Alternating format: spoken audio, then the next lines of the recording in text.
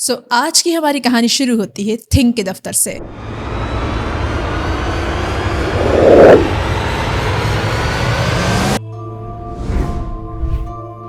Excuse me, क्या नाम है आपका? असद रिजवी। आप चले जाइए। जी सर। आप चले जाइए। सर मैंने किया क्या है? जाइए। तो मैं कह रहा था आप लोगों से, थिंक के दफ्तर में जो रिजवी के साथ हुआ उसे कहते हैं इनजस्टिस। और वहां बैठे किसी एम्प्लॉय ने कुछ नहीं बोला। लेकिन क्यों? क्योंकि सन्नू की फर्क पहनता है। फर्क पड़ता है। मुझे फर्क पड़ता है क्योंकि मैं हूँ जेनजी। मुझे सैरा कहते हैं और मैंने थिंक ज्वाइन कर लिया है। और आप सभी जानते हैं कि जेनजी वो कौम है जिसे फर्क पड़ता है, जो हर इनजस्टिस के आगे पूछती है वाई। हाँ बिल्कुल, अब नाइंसाफी करने वाले काजी को कुर्सी से उतारने वाले आ गए हैं। बरसों मुल्क लूटने वालों से हिसाब मांगने वाले आ गए हैं। हुक्मरानों को ऐवानों से निकाल कर उनके किरदार बरहना करने वाले आ गए हैं। जालिम को सरेआम सूली पर लटकाने वाले आ गए हैं। गरीब से रोटी छीन कर महल बनाने वालों की शान को मलिया मेट करने वाले आ गए हैं। और कुछ ही वक्त में हालात, जज्बात, वाकयात बदलने वाले आ गए हैं। इन सिंपल वर्ड्स इनकिलाब लाने वाले आ गए हैं। कभी लूजर्स, कभी नाशुक्रे, तो कभी सोशल मीडिया की पैदाइश। ब्रो एस्थेटिक किड्स हैं, ना लो आजमाइश। लेकिन वेट, इन्होंने तो श्रीलंका से नेपाल तक तख्ती पलट दिए। फ्रांस और जापान छोड़ गए हुक्मरान। इन बूमर्स को इक्तिदार से बाहर निकाल फेंका है।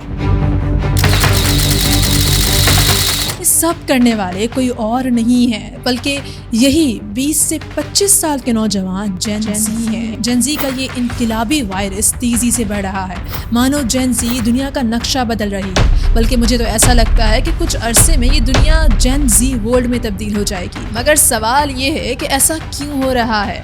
आज हम उस वाई की बात करेंगे जिसे बुनियाद बनाकर जेन जी दुनिया भर में इनकिलाब ला रही है। इसीलिए आज थिंक की ये वीडियो सिर्फ जेन जी के लिए जरूरी नहीं है, बल्कि उन बूमर्स हुक्मरानों को भी देखना पड़ेगी जिनका इक्तिदार अब खतरे में है।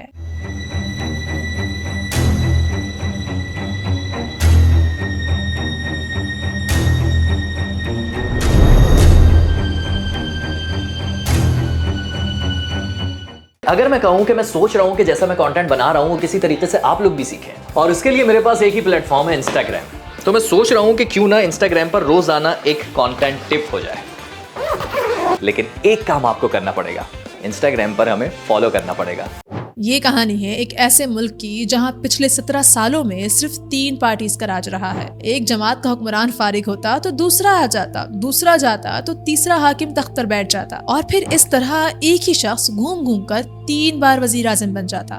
बातें तो ये भी हुई कि ये सब आपस में मिले हुए हैं। लेकिन जहां 17 सालों से ऐवानों में ये ड्रामा चल रहा था, दूसरी तरफ जेन जी ये सब देख रही थी। वो देख रही थी कि कैसे हुक्मरानों के बच्चे उनके हिस्से के पैसों से लग्जरियस लाइफ गुजार रहे हैं, फॉरेन ट्रिप्स पर जा रहे हैं, अच्छा खा रहे हैं, अच्छा पहन रहे हैं, अच्छा पढ़ भी रहे हैं। लेकिन वो कहते हैं ना, बकरे की माँ कब तक खैर मनाएगी, कभी ना कभी तो छुरी के नीचे आएगी। तो बस फिर क्या था, इन हुकूमती बकरों के माँ बाप को ठिकाने लगाने के लिए जेन जी सड़कों पर आ गई।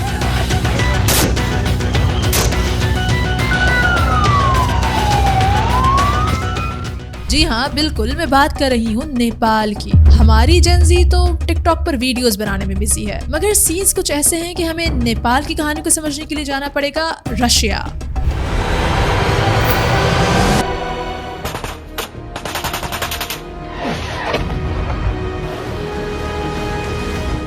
हाथ में है भारी राइफल, सिर्फ 1 महीने की ट्रेनिंग और रशिया का बॉर्डर। ये है बेबक, जो घर से माँ की दवाइयाँ लेने निकला था, मगर अब बॉर्डर पर खड़ा था जंग लड़ने के लिए। वो भी अपनी नहीं बल्कि किसी और मुल्क की जंग। आप कह सकते हैं कि बेगानी जंग में बेबक दीवाना। लेकिन यहाँ पर बेबक दीवाना नहीं था बल्कि मजबूर था। ये वो मजबूर नौजवान हैं जो कि अपने ही मुल्क के करप्ट हुक्मरानों और नाहक पॉलिसी से तंग आकर किसी और मुल्क में अपनी जान का सौदा कर रहे हैं। रशिया की खून जमा देने वाली सर्दी में ये नौजवान अपना लहू बहा रहा है और ये कोई एक नहीं है बल्कि ऐसे कई बेबक अपना मुल्क छोड़कर रशियन सिपाही बनकर उसकी ज़मीन की हिफाजत कर रहे हैं। इन्हें यंग नेपाली कॉन्ट्रैक्ट फाइटर्स कहा जाता है। लेकिन नेपाल की हुकूमत ने इनके साथ ऐसा क्या किया जो ये चंद पैसों की खातिर रशिया की सरजमीन की हिफाजत करने पर मजबूर हो गए? इसको समझने के लिए हमें नेपाल के पिछले 17 सालों को समझना होगा। आज नेपाल में थी 26 मई 2008 की सुबह। 61 साला ज्ञेंद्र शाह काफ़ी डरा हुआ था। उसके लिए आज एक बड़ा दिन था। उसके अंदर ही अंदर एक खौफ और गुस्सा पनप रहा था, क्योंकि आज वो अपनी आंखों से अपने इस आलीशान हुकूमत को छिनते देख रहा था या फिर हाथों से फिसलते देख रहा था। जी हाँ, बिल्कुल, ये दरअसल नेपाल डायनेस्टी के 12वें किंग थे और आज ही नेपाल 240 साल बादशाहत से आज़ादी हासिल कर एक फेडरल डेमोक्रेटिक रिपब्लिक कंट्री बन रहा था। ये सब उस वक्त एक पार्टी माओइस्ट की ज़बरदस्त इनकलाबी जंग की बदौलत हो पाया, जो कि नेपाल के लोग पिछले कई सालों से लड़ रहे थे। अब इसके बाद कुछ ऐसा हुआ कि नेपाल की सियासत में कम्युनिस्ट आइडियोलॉजी को फॉलो किया जाने लगा। मतलब कि जो हल चलाएगा उसके हिस्से में ज़मीन आएगी, जो मेहनत करेगा उसके हिस्से में ताकत आएगी। इस तरह नेपाल में दो मेन पार्टीज बनी जो कि दोनों कम्युनिस्ट पार्टीज थे। लेकिन जहां एक तरफ इन दोनों पार्टीज की आइडियोलॉजी सेम थी, वहीं पर इन दोनों में एक बहुत बड़ा डिफरेंस भी पाया जाता था। वो ये कि एक पार्टी को लगता था कि उन्हें हुकूमत को जोड़े रखना है और हुकूमती निज़ाम को फॉलो करना है, जबकि दूसरी पार्टी को लगता था कि उन्हें किसानों को जोड़े रखना है और किसानों के ही निज़ाम को फॉलो करना है। 2008 का इक़्तिदार the Communist Party of Nepal Maoist के हाथ में आया था। पुष्पा कमल दहल, जिन्हें प्रचंडा भी कहा जाता है और ये माओइस्ट के सोल्जर भी रह चुके थे, वो कुर्सी पर बैठते हैं। अब यही वो लम्हा था जब नेपाल के लोगों के लिए उम्मीद के चिराग रोशन होने लगे। लेकिन ऐसा क्या हुआ कि कुछ अरसे बाद ये चिराग बुझने लगे। अब देखो, जाहिर सी बात है, जो माओइस्ट गोरिल्ला जंग लड़ते थे, जब वो इक़्तिदार में आए तो वो मईशत को अपना दुश्मन समझने लगे। अब ये क्या करते कि कारोबारी तबके को डराते, फैक्ट्री मालिकान को धमकाते, यहाँ तक कि इस पार्टी से जुड़ी ट्रेड यूनियन हर दूसरे दिन हड़ताल करते। जाहिर है इन धरनों ने फैक्ट्रियों के पहिए जाम कर दिए और इस सब से तंग आकर इंडस्ट्रीज, प्राइवेट कंपनीज और फैक्ट्रीज ने इन्वेस्टमेंट तक रोक दी। यहाँ तक कि बाहर मुल्क से भी कोई भी नेपाल में बिजनेस नहीं करना चाहता था, नेपाल में इन्वेस्ट नहीं करना चाहता था। बाहर से कर्जा मिलना भी बंद हो चुका था। लेकिन सोचने की बात यह है कि प्रचंडा को कुर्सी से तब हटाया गया जब उसने एक फौजी सरबरा, चीफ ऑफ आर्मी स्टाफ को उसकी कुर्सी से हटाने की कोशिश की। इसके बाद अगली बारी आई मधु कुमार नेपाल की, लेकिन ये डिफरेंट फॉन्ट में सेम प्राइम मिनिस्टर थे। इनके दौर में क्या हुआ कि करप्शन उरूज पर पहुंच गई। इन्होंने नेपाल की हिस्ट्री का उस वक्त का सबसे बड़ा पतंजलि लैंड स्कैम किया, जहां पर सरकारी जमीन का एक बड़ा हिस्सा भारी कीमत में बेचकर कागजों में 2 नंबरी की गई और अवाम का करोड़ों का पैसा खा गए।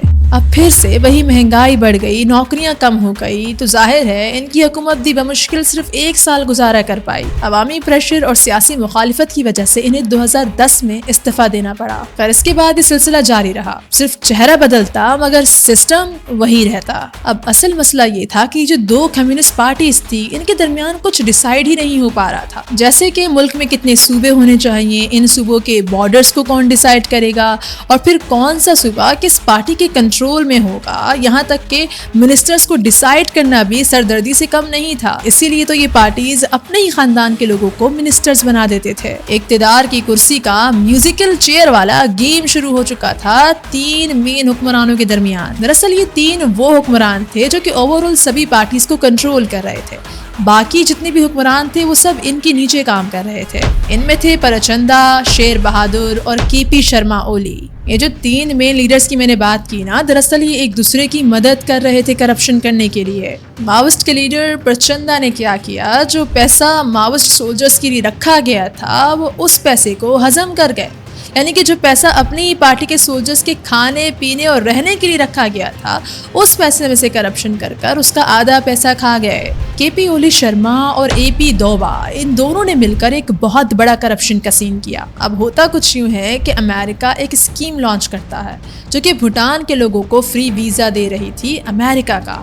लेकिन क्योंकि नेपाल के लोग भी बेरोजगारी से तंग आए हुए थे, तो वो अपने फेक पासपोर्ट्स बनाना शुरू कर देते हैं। कागजात में खुद को भूटानी बताकर अमेरिका का वीज़ा ले रहे थे। लेकिन इस सब में जहां हुकूमत को ये सब करने से आम लोगों को रोकना चाहिए था, वहां पर ये दोनों हुक्मरान इन लोगों का साथ दे रहे थे। यहाँ तक कि एसबी दोबा की वाइफ ने तो इन लोगों से रिश्वत तक लेना शुरू कर दी थी उनको फेक पासपोर्ट्स बनाकर देने के लिए, और सिर्फ इस रिश्वत से इन मैडम ने 25 मिलियन रुपीस जमा कर लिए थे। इन लीडर्स ने नेपाल के लोगों का इतना पैसा खा लिया था कि अब नेपाल में रोजगार बचा ही नहीं था। सभी नेपाली मुल्क छोड़कर बाहर काम करने जाते थे। आप जानकर हैरान हो जाएंगे कि इतने ज्यादा मुल्क छोड़कर बाहर काम करने के लिए गए कि अब नेपाल की आधी से ज्यादा इकोनॉमी इन्हीं लोगों के पैसों से चल रही थी, यानी कि 33.1% जीडीपी इस पर रिले करता है। अब सबसे पहले जो नेपोटिज्म गेम स्टार्ट हुई थी वो एक मिनिस्टर से स्टार्ट हुई थी, यानी कि एक प्राइम मिनिस्टर ने अपनी ही बेटी को मिनिस्टर अपॉइंट कर लिया था।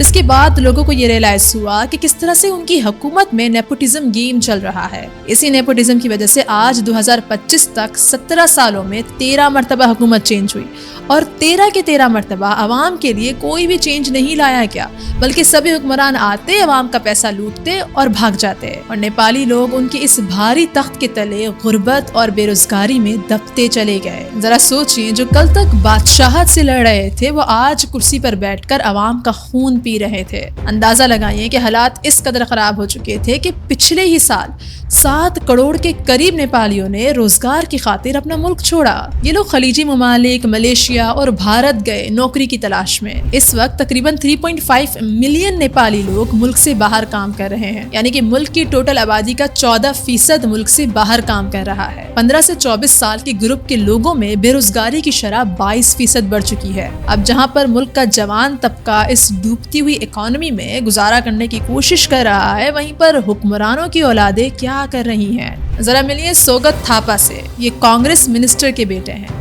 आज जिस क्रिसमस ट्री के पास ये खड़े हैं, इसकी वैल्यू तकरीबन 25 लाख के करीब है। इसके अलावा इन्होंने इस तस्वीर में जो सिर्फ हाथ में घड़ी पहनी हुई है, इसकी कीमत 6 लाख के करीब है। अब मिलिए श्रृंखला नेपाल से, जो कि मिस नेपाल 2018 भी रह चुकी हैं। ये नेपाल के हेल्थ मिनिस्टर की बेटी हैं और इनके शोहर नेपाल के सबसे बड़े मीडिया हाउस के ओनर के बेटे हैं। हाँ, वही मीडिया हाउस जो कि इस करप्टेड हुकूमत के हक में तोते की तरह बोलता है। इस खानदान के ऊपर बड़े बड़े करप्शन स्कैंडल्स हैं, यहाँ तक के श्रृंखला के शौहर के ऊपर शराब पीकर गाड़ी चलाने तक का एक केस मौजूद है। लेकिन जेनजी को रिसेंटली गुस्सा तब आया जब ये दोनों मियाँ बीवी ट्रैक पर निकले।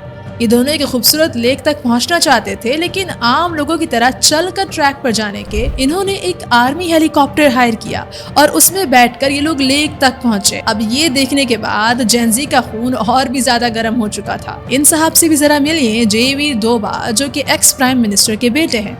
लेकिन इनके केस में सबसे ज्यादा अटेंशन इनकी सिस्टर इन लॉ को मिली। सुप्रिया का सोशल मीडिया अकाउंट, जो कि फॉरेन ट्रिप्स की पिक्चर्स, लग्जरियस आइटम्स, इन सब से भरा पड़ा था। और हद तो तब हो गई जब जेनजी सड़कों पर थी, तब सुप्रिया अपनी पेरिस की ट्रिप की तस्वीरें अपनी इंस्टाग्राम स्टोरी पर लगा रही थी।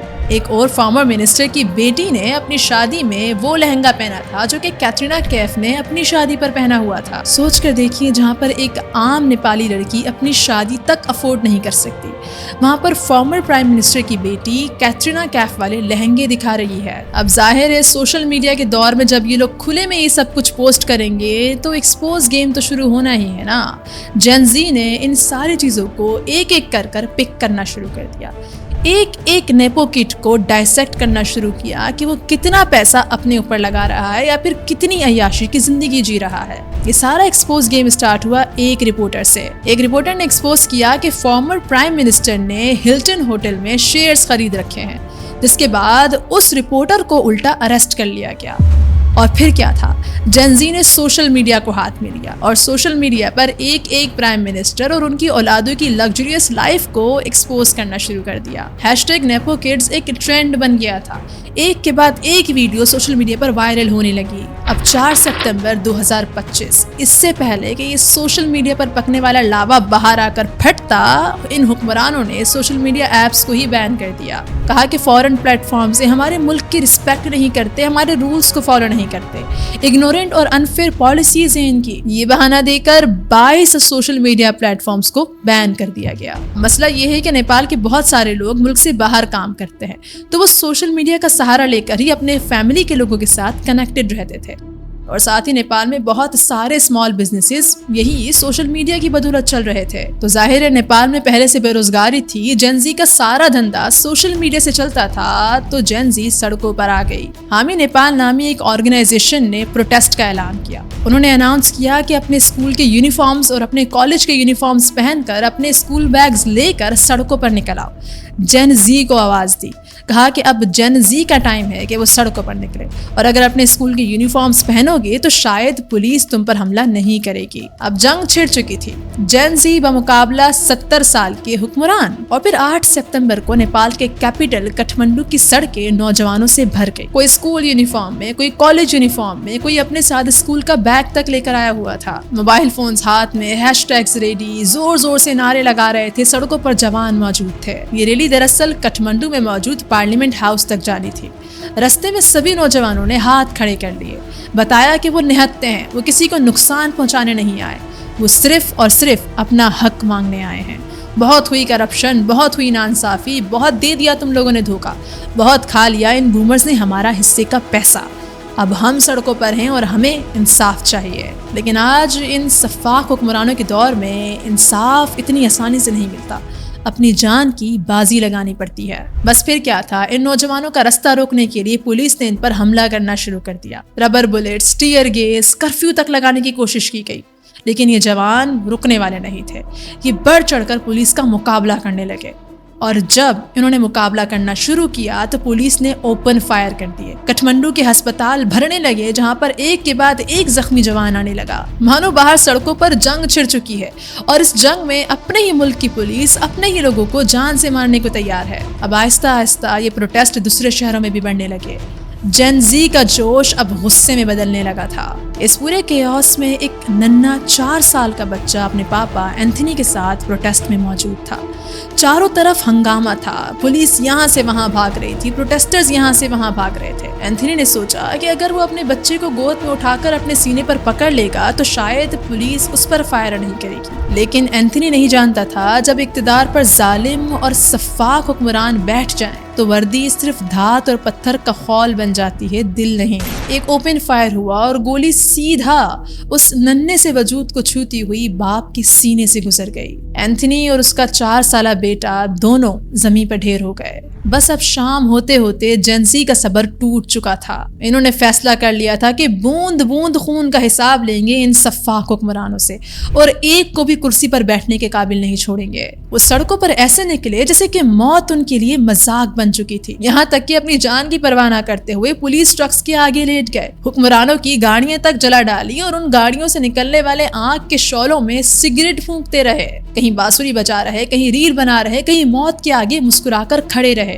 जेन जी अब डट चुकी थी। फोर्सेस के कदम कांपने लगे, क्योंकि ये वो कौम थी जो कि मौत से नहीं डरती थी। केपी शर्मा ओली ने ये प्रोटेस्ट स्टार्ट होने से क्या कहा था? उन्होंने कहा था कि सिर्फ अपने आप को जेन जी बुलाकर आपका जो मन करे आप वो नहीं कर सकते, हुकूमत आपके खिलाफ कड़ा एक्शन लेगी।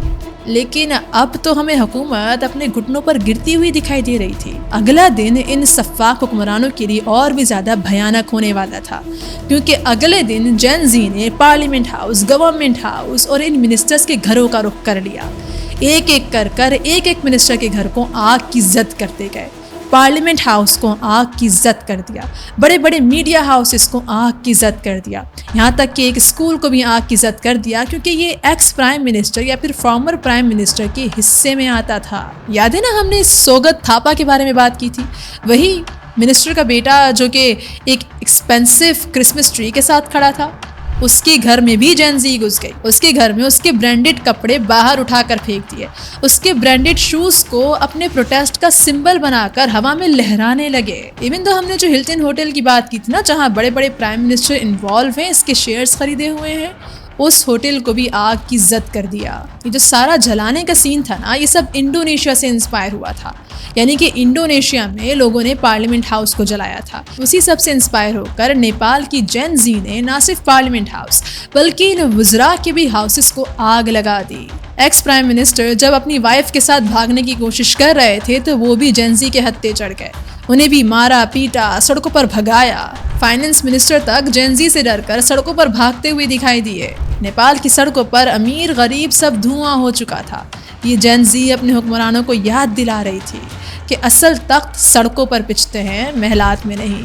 सैडली गुस्सा इतना शदीद था कि केपी शर्मा ओली की अपनी वाइफ इस आग की लपेट में आकर अपनी जान से गई। लेकिन ये लम्हा भी जेन ज़ी के गुस्से को कंट्रोल नहीं कर पाया, क्योंकि जेन ज़ी के अंदर से अब जज्बात ख़त्म हो चुके थे इन सफ़ाक हुक्मरानों के लिए। आखिरकार केपी शर्मा ओली को झुकना पड़ा।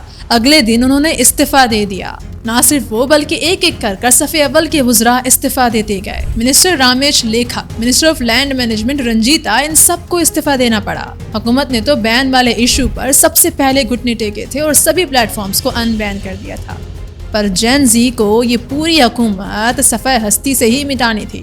उन्हें नए हुक्मरान, नई हुकूमत, नई पॉलिसीज़ चाहिए थी। इसके बाद जब सभी इस्तीफ़ा देकर फारिग हो गए तो वक्ती तौर पर फ़ौज को कंट्रोल संभालना पड़ा। वो जेन ज़ी जिसको लोग ए पॉलिटिकल बोलते थे, आज वो एक वॉच डॉग की डिमांड कर रही थी, यानी कि एक ऐसा इदारा जो कि करप्शन और नाहमवार पॉलिसीज़ के ऊपर नज़र रखे। अब इनकलाब सड़कों पर थोड़ा हल्का होने लगा तो सोशल मीडिया पर तेज़ी पकड़ने लगा। ऑनलाइन प्लेटफॉर्म्स पर जेन ज़ी का अब एक नया मोर्चा खुल चुका था। आज डिस्कॉर्ड के सर्वर पर हजारों जेन ज़ी नौजवान मिलकर वोटिंग कर रहे थे, अपना नया वजीर आज़म खुद चुन रहे थे सोशल मीडिया की मदद से। हाँ, वही डिस्कॉर्ड जिसको लोग मीम्स के लिए इस्तेमाल करते थे, आज एक मिनी पार्लियामेंट बन चुका था। ये जेन ज़ी अपने फैसले खुद करती रही कि कौन सा रहनुमा एक्सेप्टेबल है और किसको इग्नोर करना है। अब सुशीला कार्की नेपाल की पहली खातून प्राइम मिनिस्टर बनी। इन्होंने हदफ उठाया कि जब तक मुल्क अनस्टेबल है, नई पॉलिसीज नहीं आ जाती, नया हुक्मरान नहीं चुन लिया जाता, तब तक ये मुल्क को संभालेंगी। वो सभी जवान जिन्होंने अपनी जानें इन प्रोटेस्ट के दौरान दी हैं, उन सभी का साथ दिया जाएगा,